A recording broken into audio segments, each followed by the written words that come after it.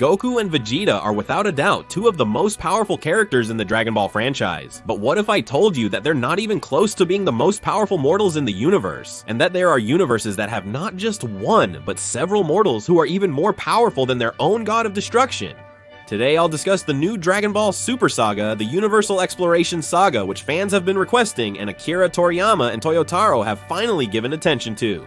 The concept of gods and divine beings was present in Dragon Ball since Dragon Ball Z, with the Kaioshins and Kais. However, it was only in the Tournament of Gods saga between Beerus and Champa that Dragon Ball had a universal expansion, introducing inhabitants from other universes: Botamo, Mageda, Hit, Frost, and Kaba, the great team from Universe 6. Despite being a strong team with high potential Saiyans, Universe 6 was later revealed to be not among the most powerful universes. In the Tournament of Power, we encountered several powerful universes, with Universe 11 standing out the most due to its Pride Troopers, warriors of justice with incredible power. Dispo, Toppo, and Jiren were the most remarkable, with Jiren being the strongest. Both the manga and the anime state that Jiren was the first mortal to surpass a god of destruction presented in Dragon Ball. His power surpassing the god Bellman undoubtedly caught everyone's attention. The absence of 4 universes in the Tournament of Power also garnered significant attention. These are universes 1, 5, 8, and 12, which were exempt simply because they were too good to participate in the Tournament of Power, since they had an average mortal level above 7.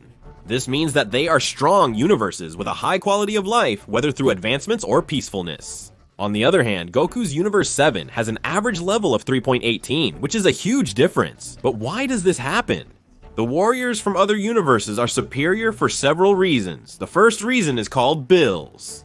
Exactly, the god of destruction of Universe 7 is simply one of the worst gods of destruction of all.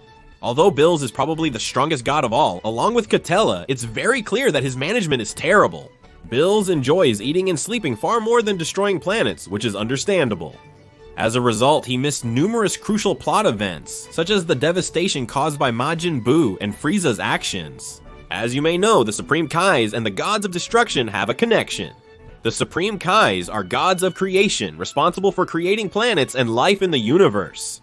Meanwhile, the gods of destruction need to destroy the planets that haven't developed life well. Akira Toriyama's intriguing illustration reveals that all universes in the Dragon Ball universe are essentially identical. At the top is the Dodai Kaioshin planet, along with the planets of the South, North, East, and West Kaioshin. The layout includes the Sky, Sun, check-in station where Enma Dayu manages souls, Snake Way traveled by Goku in Dragon Ball Z, Hell below that, the mortal universe below Hell, and Makai, often mistaken for Hell, at the bottom. Makai is the realm of the Makai Shins, who are minimally explored in Dragon Ball but feature prominently in Super Dragon Ball Heroes, including characters like Demigra, Toa, and Fu.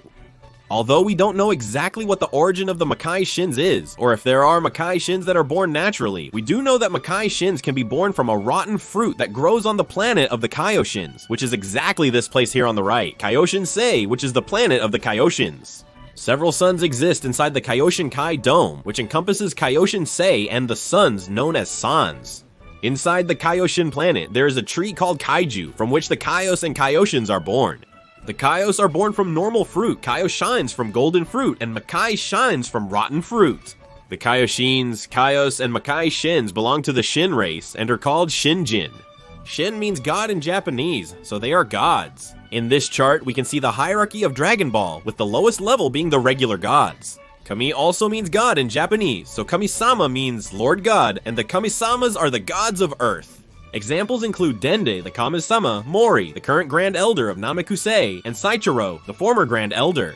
We also have god-created beings like Porunga and Shenlong, and god assistants such as Earth's Master Karen and Mr. Popo.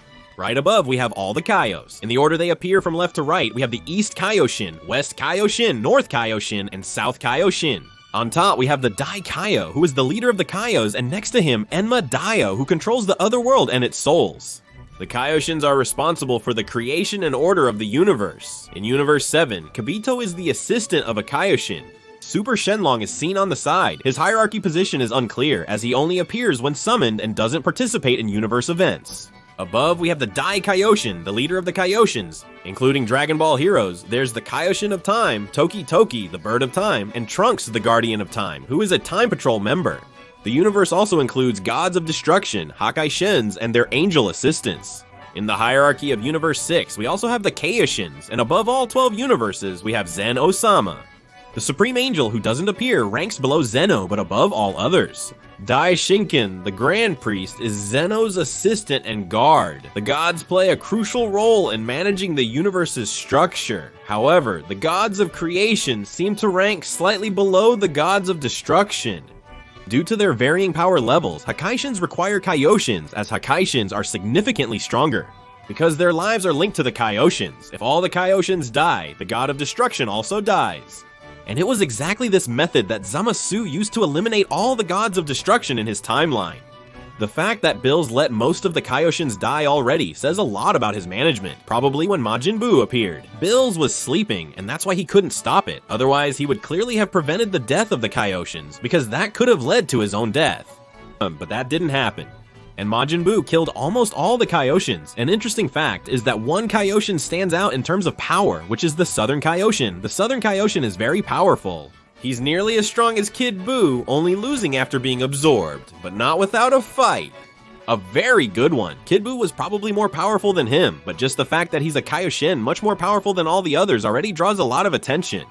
In contrast to the East Kaioshin, the current Kaioshin Neymar, is quite weak. Similar to Uro Kaioshin, an ancestor from 15 generations prior who was sealed in the Z-Sword by Bills and wasn't a very powerful Kaioshin. Another issue with Bills' management in Universe 7 is his lack of criteria when destroying planets. If he slept, but when he woke up and saw what the universe had become and managed to clean it up, it might even be a smaller problem. But his pattern of destruction is outside the established criteria. He destroys planets based on his own desires, rather than focusing on problematic, underdeveloped worlds. If someone disrespects him, he simply destroys. If the food isn't good, he destroys as well. If he wants to destroy, he destroys too. Bills acts on many of his whims, that's why the mortal level of Universe 7 is so low. But does the mortal level reflect the power level of the universe? Well, actually no. Broly, for example, if he went to the Tournament of Power, could have helped Universe 7 win easily.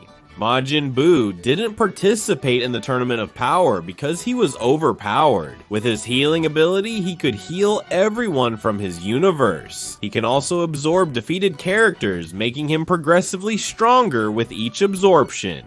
Ultimately, Android 17 and Majin Buu could be left with all the tournament warriors absorbed, allowing them to win easily. He just had to throw himself out, leaving 17 in the arena again to win. Universe 7's victory proved that absorption was an incredibly overpowered ability.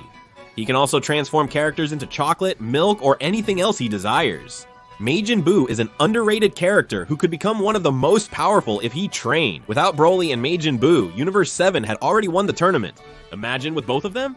So Universe 7, which had the second worst mortal level just behind Universe 9, managed to win, so strength isn't reflected by mortal level, but we should think that Universe 7 also had warriors who were trained by Whis, just like in Universe 11 too. It seems like only these two universes had this kind of thing, at least as far as we know. Although not directly linked, a universe's mortal level greatly influences its strength. As more planets become peaceful and developed, races can grow extremely powerful through technology, combat skills, martial arts, Kai manipulation, and other means that develop alongside their civilization. The mortal level is crucial, that's why universes exempt from the Tournament of Power certainly have very powerful characters. I'll discuss each of these universes shortly. Breaking the fourth wall in Dragon Ball, it's clear that the reason for not including these universes in the Tournament of Power is to save the story. It would be a massive waste if they included all the universes in the tournament, essentially giving away everything Dragon Ball has to offer. It's true that later the characters could grow, develop, and new races could appear in those same universes, but exempting these universes from the tournament is a way of prevention, precisely so they can show up later in the story. Besides those 4 universes, there are also 6 hidden universes in the Dragon Ball story, which are universes 13, 14, 15, 16, 17, and 18 that were erased by Zeno in a moment of anger. There is an extremely coherent theory that says these universes were restored when Android 17 wished for all the universes to come back. Essentially, not only the 4 known universes, but also 10 unexplored universes might exist in the Dragon Ball world. Dragon Ball fans have long awaited the conclusion of the Universal Exploration Saga. Recent Dragon Ball stories have heavily focused on Universe 7, such as the Moro Saga, which introduced the ancient character Moro, the galactic prisoner who could have aided in the Tournament of Power. The survivor Granola, another character from Universe 7, is introduced. They are saving stories with other universes to develop Universe 7's main story, Goku, Vegeta, Frieza, Bardock, and the origin of everything. Although it turned out well, universal exploration will likely be much better. A lot of people talk about the Angel Saga, all because of a hint left in the V-Jump magazine, an important magazine that releases official information about Dragon Ball. In fact, it has leaked several things way ahead of time, back when Dragon Ball Super was still being released as an anime. In the V-Jump magazine, it was revealed that angels don't die. They just rest somewhere in the multiversal plane. In other words, the angels from the erased universes didn't die. Whis also mentions something like this when he talks about the Tournament of Power, saying that he wouldn't be erased if Universe 7 were defeated.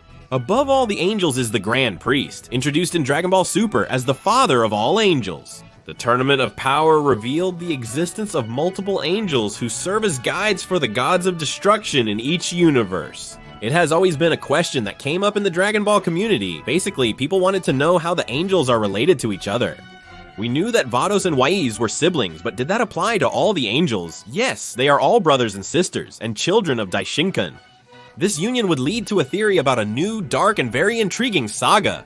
The theory states that before the universes existed, Zenyo-sama created the angels and Daishinkan. Zenyo realized they were extremely powerful beings.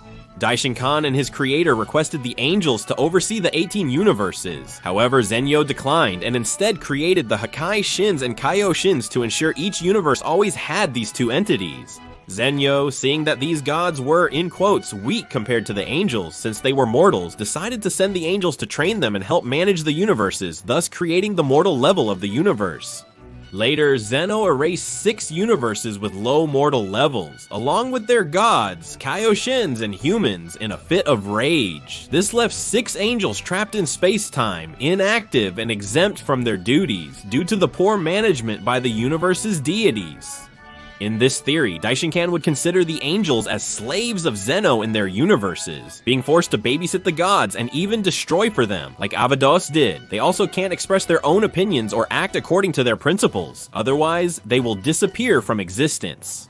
As in the case of Maris, this condition would have been imposed by Zeno in order to control the angels and make them loyal to the positions that were assigned to them. From then on, Daishinkan vowed revenge for his children and served Zeno while awaiting the chance to strike back. And the question remains, would an Evil Angel Saga be interesting in the manga? And how would it be developed so that Goku and Vegeta could participate actively?